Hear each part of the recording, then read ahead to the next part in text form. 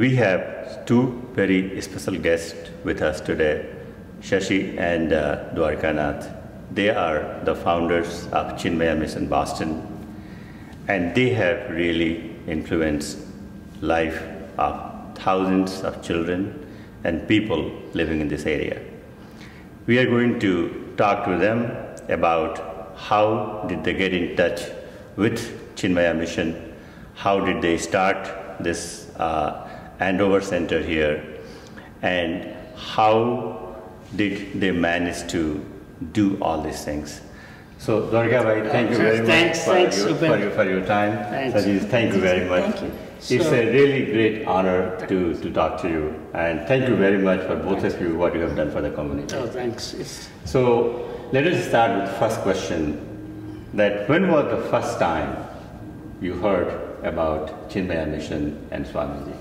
See, I was always aware of Swamiji. My brother, who's in California, so he was involved with Chinmaya Mission for many more years than I did. He would always tell me, why don't you get involved in Chinmaya Mission? So we have a family camp where we go, like what Naveen was telling me, we have a family camp. We go as a family, spend 6 or 7 days listening to talks. And so the first one happened to be in Flint, Michigan, which I attended. At that time, Shashi was not a part of Chinmaya Mission, and we didn't have a center or anything. I went with my children, and the children said, okay, we have to go every year. Since then, we've been going every year, even after because they formed their own network. And so, in the beginning, I would ask her, but I never forced anything on her in all our 40 years of marriage, you know. So I always say, equal independence and mutual dependence, you know. So then I had the good fortune of in 1989. I think I've heard that story that Swamiji came to your house, and that is where this all started. When he came to our house, and at that time it was, all my job was, I don't know how they chose my house. I think 89. So I think they chose my house because I'm a doctor and he had medical problems. So at that time we had a family camp in Beverly College, and my job was just to take him in my car to the Yagnashala, then bring him back to his room and wait patiently all the days. I didn't actually attend the lectures. I was so particular that the car should be clean and shining. So I just waited like a chauffeur, and I thoroughly enjoyed. And on the last day, they had a banquet, like we always have a banquet. So Chinmaya Mission Boston, although you said we started in its current form, but Chinmaya Mission, there was one Chinmaya Mission loosely organized form. There were about 17 people, and they had it for almost 10 years. So my question, in the current form, where this current form will start? So on that banquet evening, suddenly Swami Chinmayananda announced, under the leadership of Gopal Dwarkanaths, Chinmaya Mission will grow. And I was not even a member. Then I went back and said, I think you made a mistake. There is one other person, not. So maybe you got us confused. And they said, no, he has decided you will be the president. And I said, no, now I have to become a member.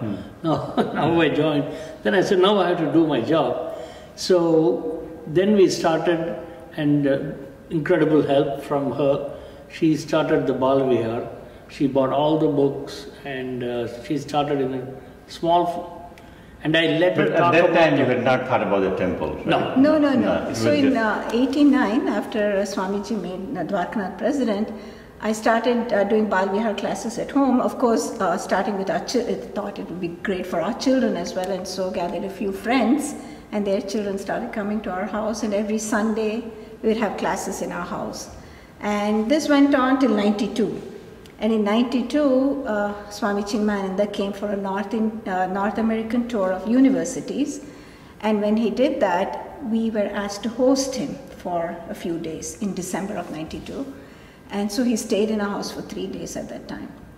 And I think everything got even more solidified, our commitment to Chinmaya Mission. Of course, Dwarka was the president at that time, but my commitment became, even more solid. And one message he gave us was, if you want the mission to grow, move it out of your house. Because if it's at home, people will feel a little, not so comfortable.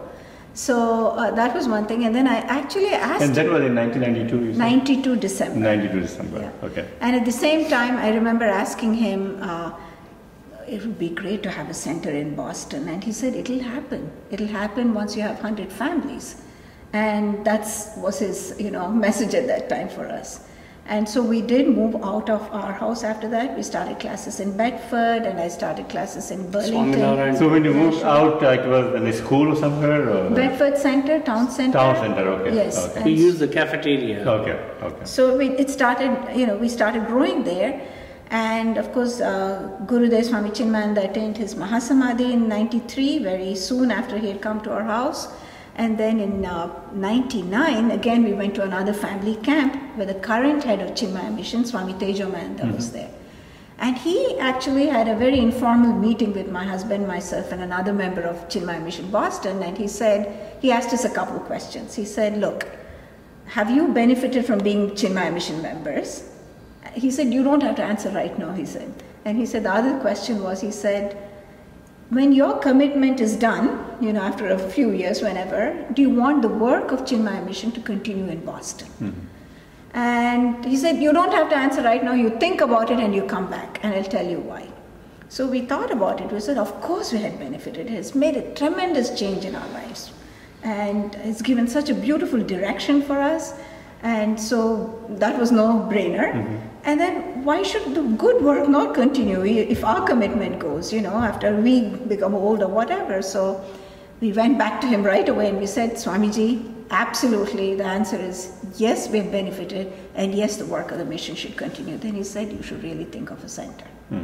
And this was... And that was 99? 99, August 8th, 9th, sometime during that time, or a little early.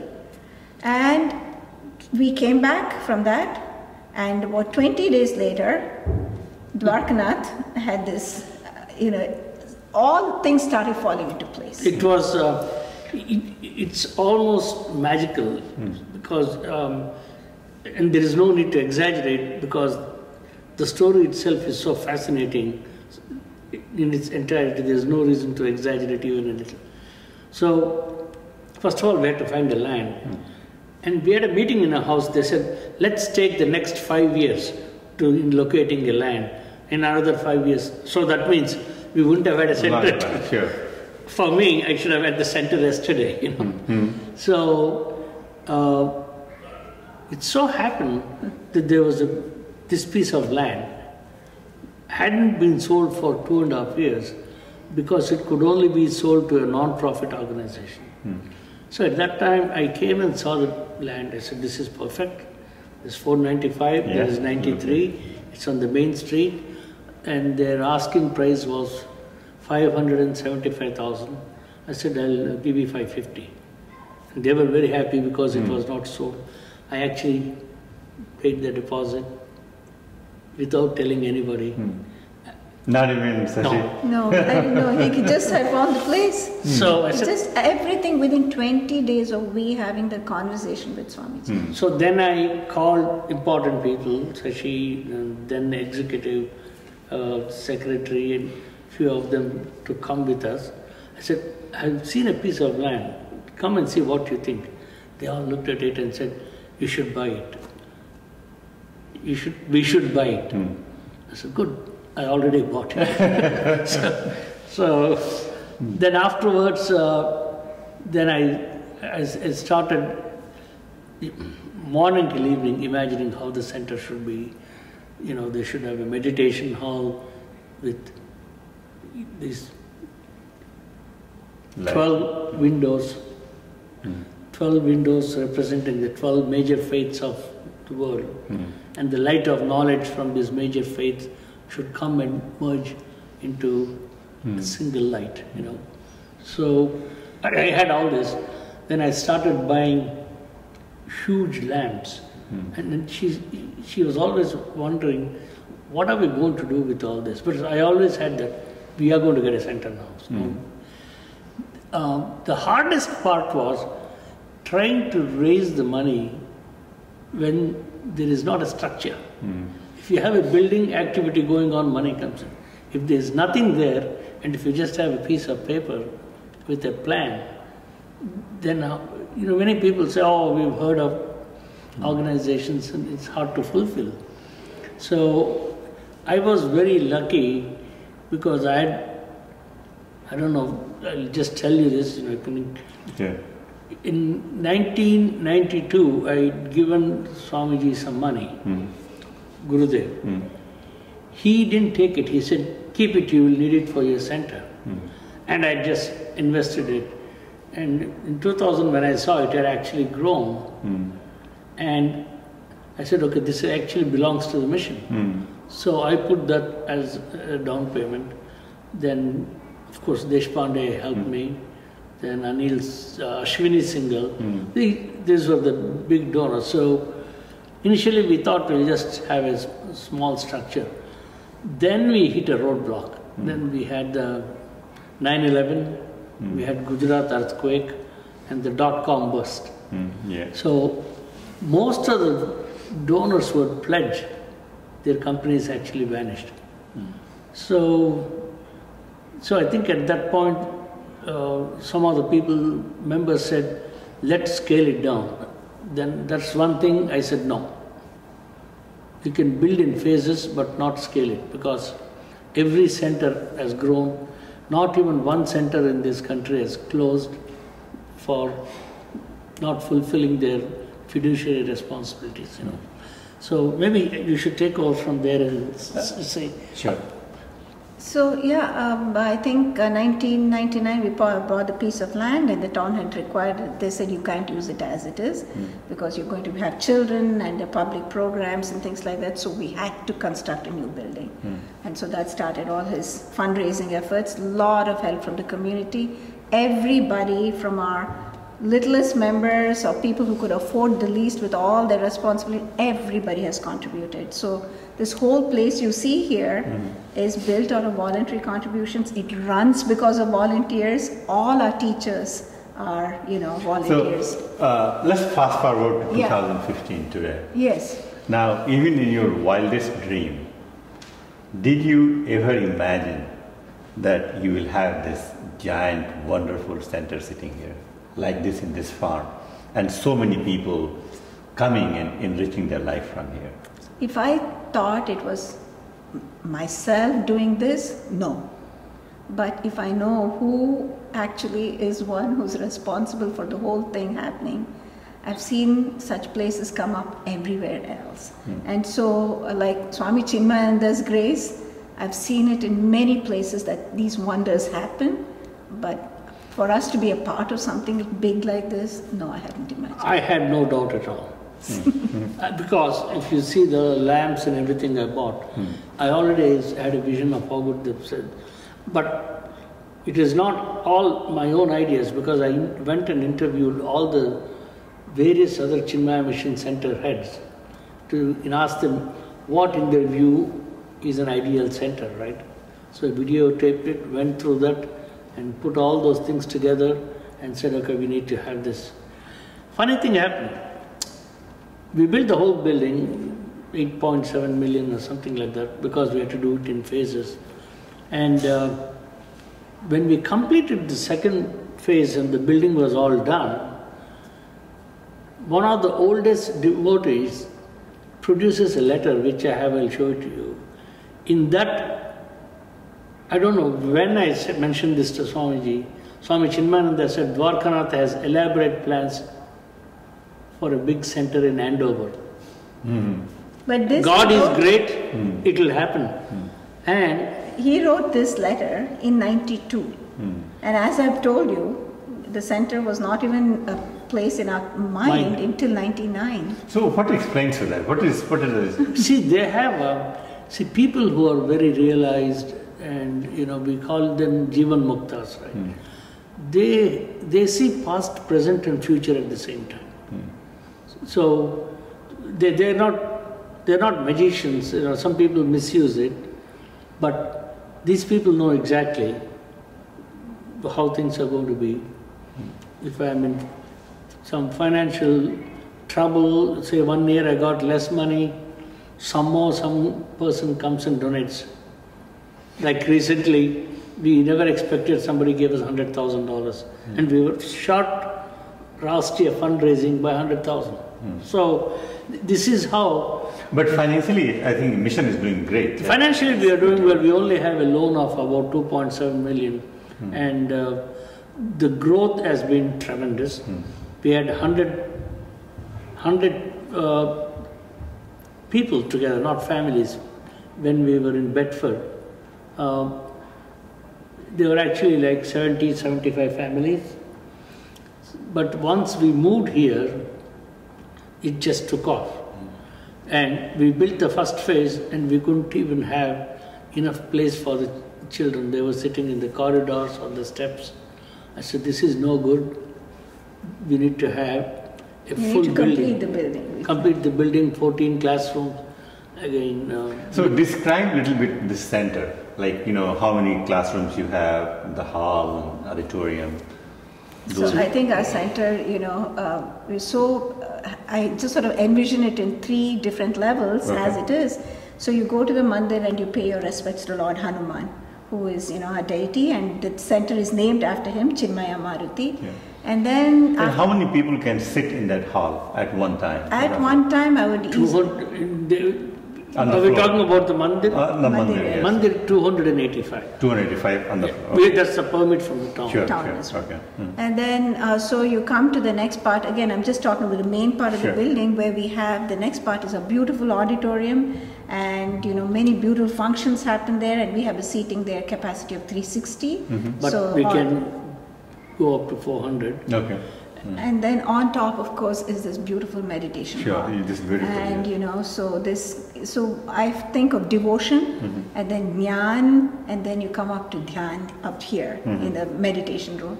And we are supported with our classrooms. We have 13 classrooms here, and of course a community hall where people can gather together and have food and have some celebrations as well. And we have a small, it's not a full kitchen, but we prepare some of the food in our kitchen area, and a beautiful library as well. So, this makes the entire building. And we have quarters for our, if we have resident Swamijis, we have a quarters as well. Now, talking about the classrooms, we hear that there is so much demand that some classes you have to have in 2 sessions. Yeah, we do have classes in 2 sessions. We have classes from pre-kindergarten all the way to high school seniors. That's our first session, which is, on Sunday mornings between 9 to 10:30. And then we have language classes. We have Hindi, Kannada, Gujarati, Sanskrit, Tamil, Telugu classes. Free. And then it's part of Bal Vihar, fees. And then the second session is another completely new session, again for pre-kindergarten all the way to 8th grade at this point. So both sessions are pretty full. Now also, classes are held on Sunday, right? So yes. How many people roughly visit on Sunday? Our total number of strength for children here, roughly with everybody, about 480 children. Okay. And adults about, we'll say about 600 to 700 people go through. There are other devotees coming. So how do you manage the parking here? See, parking for all the centers have always been an issue, because we only have spots for 90 cars, 92 actually, including 4 handicapped. But the number of cars always exceeded the number of spaces we had. So then we started using Brickstone Plaza, where they have. So we introduced the shuttle service. So even then the shuttle, they had to wait for the shuttle in winter months. So last year I thought of an idea and said, let's bring valet service. And that has worked out extremely well. and people are very happy. So you bring your car and they will somebody take the car. And it's So free. it's safe, you're not sort of You're not crossing the road. streets. And how much is the charge? For No, it's free. It's free. See, this is one thing I need to stress. Once they pay the fee, You mean the Bal Vihar fee, right? Yes. Bal Vihar fee. Okay. For the The entire Bal Vihar fee is for the entire family. It is not based on how many children they have. So, in that is included the valet parking. If they want to use shuttle, that is included. And they get excellent prasad, at least a 5-course meal. Lunch. We call it prasad. Sure, yeah, sure. Because we don't charge for that. Sure. Because a prasad is prasad, so you don't really demand money. But people give money for it. They say, in memory of my grandfather, here is some money. So, right now, there are so many people who have sponsored it. For birthdays and wedding anniversaries. For rest of the year, we are covered. So the Bal Vihar education, the language classes, plus How many languages you teach? we have eight. Eight languages. So for the language classes, a child comes here, a family comes here, they can get the benefit of Bal Vihar classes, the language classes, of course, with the parking and the food, as Prasad, as Dwarkanath mentioned. And in addition, the adults attend their own classes as well. So all this happens here on a Sunday morning during the school year. So we made it very convenient, Upendraji, because once they come here, right, they shouldn't have to worry, I had to go home and cook. They come here, have a Sunday morning, attend satsang, children attend Bal Vihar, they attend language class, eat as a family together, But there are, as Shashi rightfully said, that this center would not have been possible without the donation of every member, right?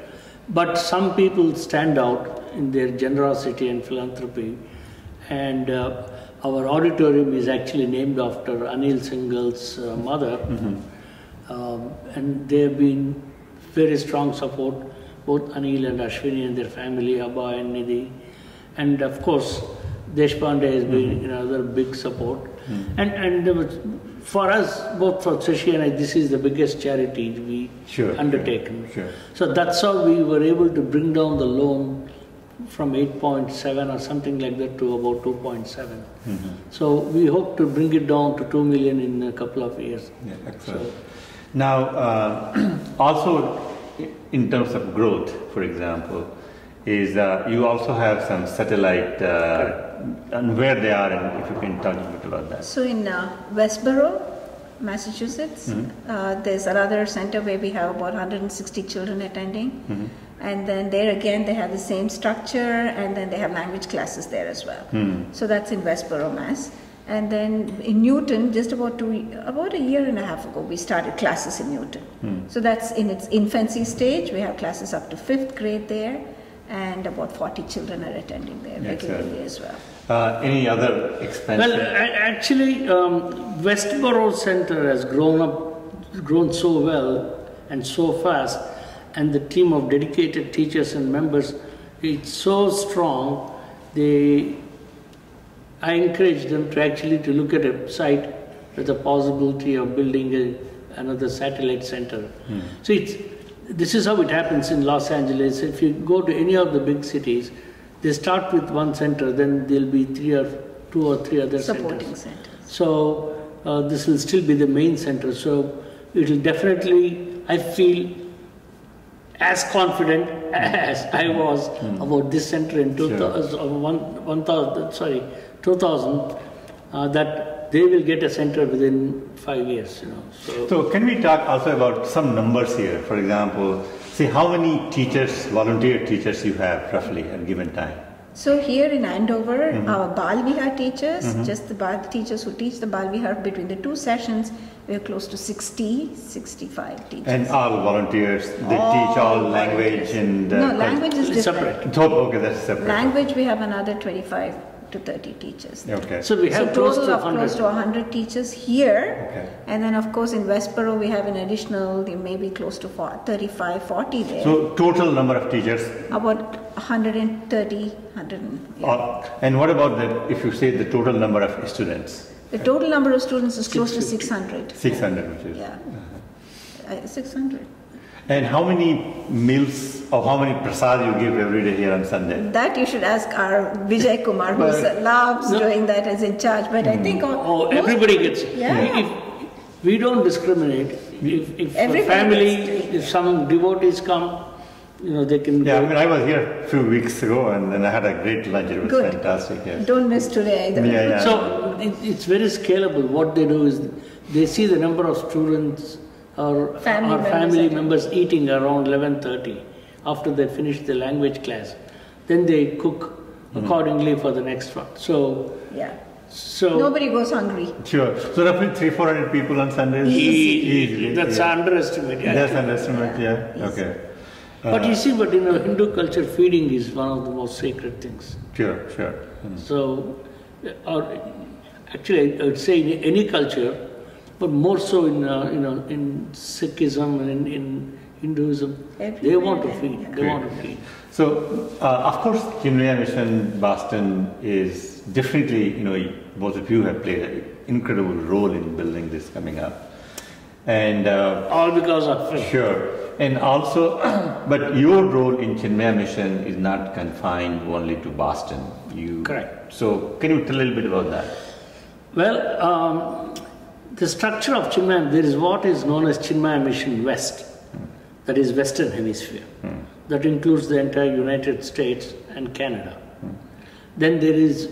And Latin America too, South America. We don't have any centers, but just in Trinidad and Canada and North America. Okay. So that all comes under Chinmaya Mission West. West, okay. The rest of it is in Chinmaya Mission East. They don't call Central it East. Chinmaya Mission. Central Chinmaya Mission in Mumbai. Okay. For Chinmaya Mission West, they have about 11 board members, board of trustee, and about 8 years ago they asked me to be on the board of trustee. Since then I've been board of trustee. From East Coast we only had 2 representatives representing the entire East Coast. Now we have 3. So when you say East Coast means US. Boston, New York in the East. Boston, New York, No, okay. So Northeast. Okay, Northeast, okay. Northeast. Okay. If you take East Coast all the way down to Florida, so we have another 2. Makes sense. And how many Chinmaya missions are in the US? If you say how many, it all depends how many are registered centers or how many are Incorporated centers. How many like built with a structure like you have this? They have close to 29 or 30. Yeah.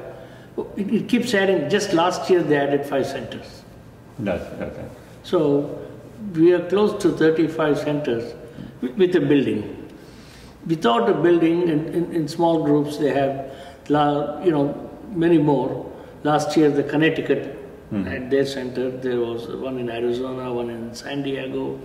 So it keeps growing very rapidly. Pittsburgh. So they acquire land, they build buildings. So it's happening very fast last year, as you said. Yeah. Not one Chinmaya Mission Center has closed. What is also wanted to ask you is, this is the 100th anniversary Correct. of the birth of Swamiji, and is anything special happening on that occasion? Oh, a lot of things. I think Shashi is the right person to answer that. Okay. So it's called Chinmaya Birth Centenary Year celebrations. It's happening all over the world, of course. Started in, he's going to be, if he was here, 100 next year. So this is the beginning of the 100th year celebration. Okay. And so we had major functions around May 6th, 7th and 8th, right in India, Ernakulam, where he was born, and with many programs which happened, including release of commemorative coins by the Prime Minister of India as well, Narendra Modi ji, releasing the commemorative coins at that time as well. And there's a Jyoti Yatra which is happening in India right now, where there's a vehicle called the Sandesh Vahini, which takes his message in a van which is equipped with all kinds of things about Gurudev's life, and a lamp which has been lit, which will remain eternally lit, and it's traveling around various parts of India. And on top of that, each center will have its own activities. Like, so this year we began our activities, of course, with puja and everything. And in October, we'll have a visit from our youth group members and the leaders of the youth group with our own Jyoti Yatra here in US. So, and programs which we will sort of focus is during a year of Bal Vihar next year, more on learning about Gurudev, Swami Chinmayananda, and bring more inspiration from his life into our youngsters' life. Because, Now, on a personal level, I was told that you went to India, and for a couple of months or so, that you didn't talk. So just tell us a little briefly about that, if you can talk about it. Okay, I did talk. Okay. Anyway, Chinmaya Mission runs a course to train people if they want to become acharyas. It's mainly, it's called the Vedanta course. Gurudev's, one of the best programs that he did is this Vedanta course. And it started all in Mumbai, in Sandipani Sadhanalaya. And other places also have this course now, but it's run exclusively by Chinmaya Mission. And I don't think there's a structured program like that anywhere else. And we're given instructions, at least in Mumbai, in English, where we study the Vedanta, all our scriptures. And so it's held once in 3 years for a 2-year, length. And I have been wanting to do this for a long time. So because I'm still working, what I did was I took a sabbatical, went for the first 6 months of the course, and I'll be going back there again in March of next year. So you spent the 6 months there? I spent 6 months in Mumbai, and I'll be going back there next March for another 6 months. But there are students still there studying for the... So what was your experience, just if you can tell us in that cell? It was fantastic. It's, it's going into our scriptures to the depth, to the point where it's mainly about myself that I'm trying to understand. And Vedanta is all about knowing who you truly are and getting to that through the scriptures, and with the help of a guru you learn that. And then the outcome of all this is that you bring the best out of yourself in life afterwards. So best in whatever you do, and contribute in the teaching elsewhere as well afterwards if we choose to, or mainly it's for your personal growth. So I would say that for me the learning was fantastic. Being in an ashram setting in Mumbai where Swamiji himself started everything in Mumbai was an incredible And where do experience. you live, in a boarding place or in the same? Well, it's an ashram, It's Chinmaya ashram, Okay. and it's been there since when it was started.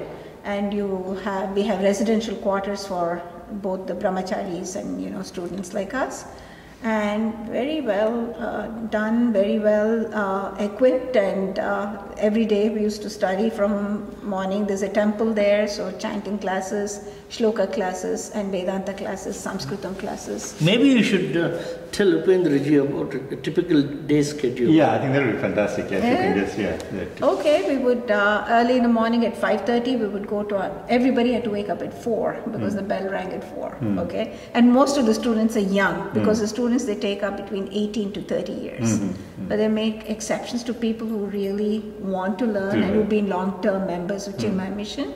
So that's how I got in at my age. But anyway, so 5:30 is the class. We start with chanting in the temple, learn all the from Vedic chanting, and then followed by classes where our Swamiji gives lectures on Vedantic topics at 7 o'clock, and then Sanskritam classes later on, where, depending on the different levels, followed by again shlokas, prayers that we learn, again Vedanta classes, and finally culminates with a Ramayana or a Mahabharata class in the temple again, and we sort of finish that.